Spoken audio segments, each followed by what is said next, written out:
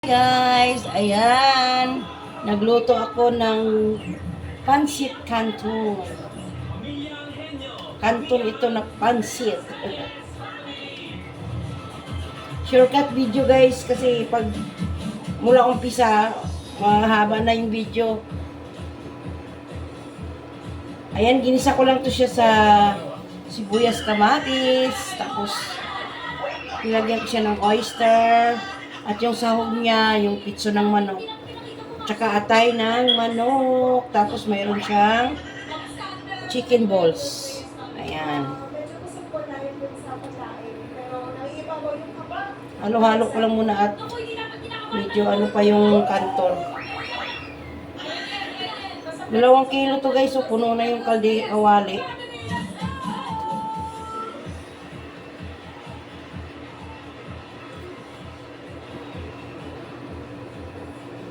Maraming sahog yan. No?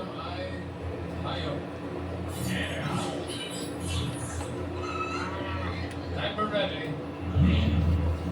Give me 5 on the board. Social ako ngayon guys. Oh. Induction yung lutuan ko. Ayan. Andito ako sa condo ng aking friend. Birthday niya. Kaya andito ako, nagluto ako ng handa niya. Tapos ko nang lutuin yung minodo at saka kalderitang chicken. Tapos, ito, pansit canton at saka lumpia.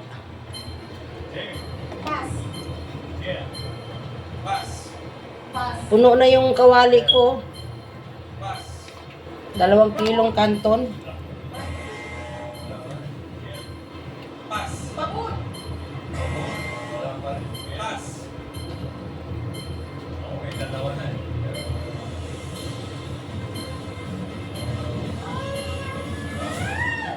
Ang sinahog ko nito guys, pitso ng manok, tapos 1 kilong pitso ng manok, tapos yung atay niya, atay ng manok, 150.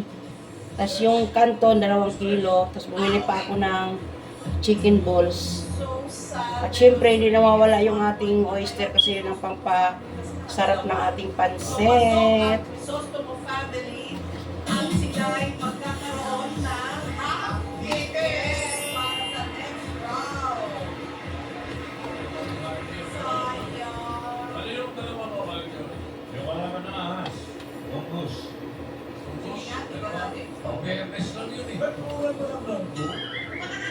Medyo maliit yung kawali ko kaya ilang 2 panandok ang panghalo para hindi siya matatapon.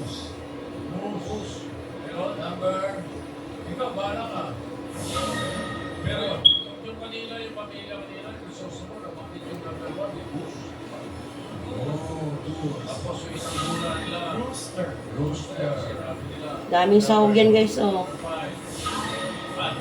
Ayan, luto na ang aking pansit canton.